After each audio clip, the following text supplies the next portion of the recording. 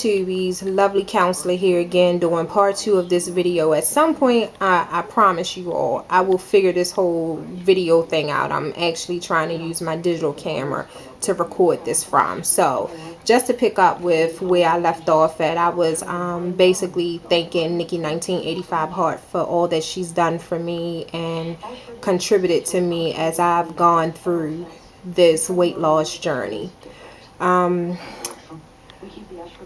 Picking up on my post-op process, some of the things I did to ensure that my mind and my body was in sync following surgery was I started doing the things ahead of time that I knew was going to be required of me, such as exercising, drinking necessary amounts of liquids, doing these things at a certain time. I joined a Zumba class. I did Zumba Thursdays and Saturdays, and I made the commitment to go to the gym on Sunday. So roughly about 2 to 3 days a week, I made the commitment to actually work out.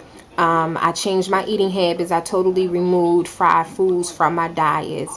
I tried different protein drinks just to kind of get a feel of what my taste buds liked versus what they didn't like.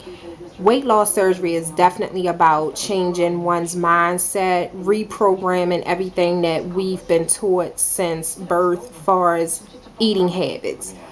Without preparedness, the process of weight loss surgery can prove to be challenging, very difficult, and if you know, like I know as adults, when people find things difficult, they begin to resist it. When you resist it, you create more problems for yourself. So I definitely didn't want to do that.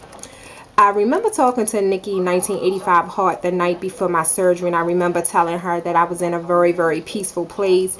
And that's because I was. I had someone pray with me over the phone the night before, and then the day of surgery, Miss Penny, whom I met in Zumba class, she actually made everybody hold hands and say a prayer before I went into the OR room. Her exact words were, anybody who's going to have a hand in this surgery, you're not moving her until we all pray and pray that God's will be done. So I'm telling you, like, the power of prayer is just awesome. If the mind and body are not in sync, the weight loss surgery, again, can prove very challenging and difficult.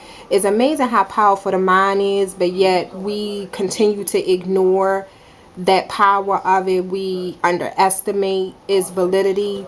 My first week on liquids, I won't say that I drank everything that was required of me to drink, but I will say I did really, really well. I was extremely proud of myself.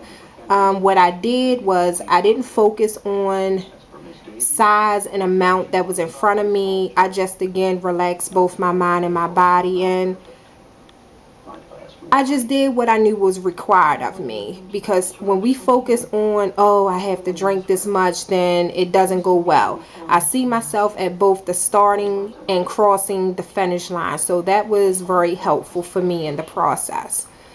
I was cleared a week early from liquids, which, yes, I thought I was grown. That was definitely a small yet very triumph thing for me to know that my doctor had that much faith in me, that he transitioned me on a puree diet a week ahead of time. But I don't want to bore you all too much with this video. Seems as how I keep messing it up. But I do want to leave you with 10 key things that I think is necessary in this process. 1, have a strong supportive foundation. Make yourself a contact list. These people don't all have to be weight loss surgery recipients. In fact, I encourage you to have a very diverse support system. Be mentally healthy. Mental stability will make or break you. If you can't restructure negative thinking and replace it with positive thoughts and affirmations, you're going to find that the process is very, very hard.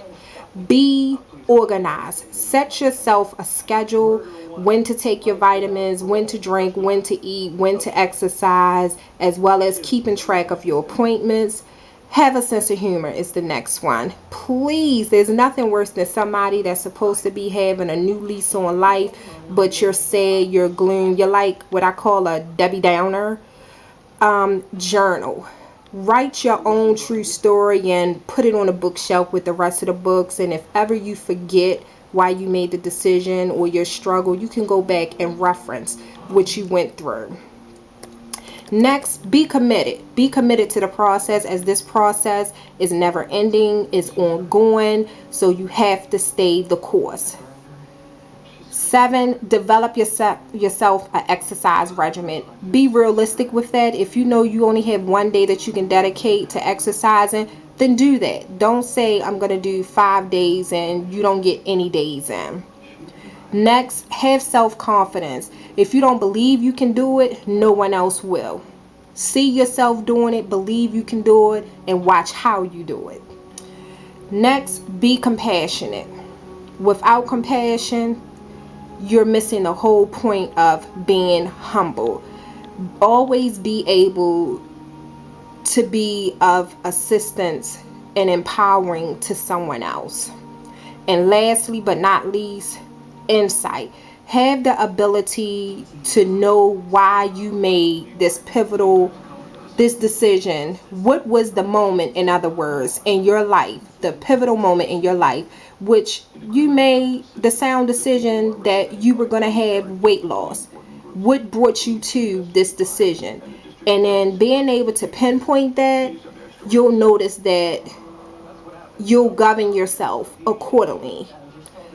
So again, don't want to bore you, but I just kind of wanted to put my first video out there. I hope to have subscribers. I hope to view most of y'all videos. I want to say real quick to Penrose 1500, I'm so proud of you. Congratulations on your VSG. I'll be calling you once you get settled at home tonight.